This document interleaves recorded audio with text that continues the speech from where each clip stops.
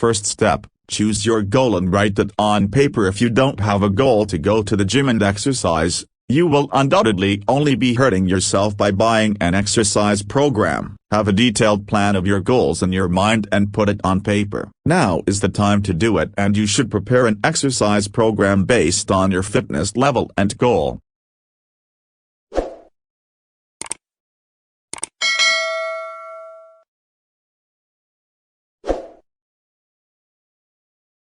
Step 2. Make the most of your time. Have a detailed and coherent plan. Your going to the gym should not last longer than you planned. To achieve this, it is enough to not be distracted while exercising. Put your phone in the gym locker and never cancel your gym workout due to laziness or fatigue. If you want to change all the conditions to reach your goals, even if you are sick, be bound to go to the gym. Even if you can, go and practice for only 15 minutes.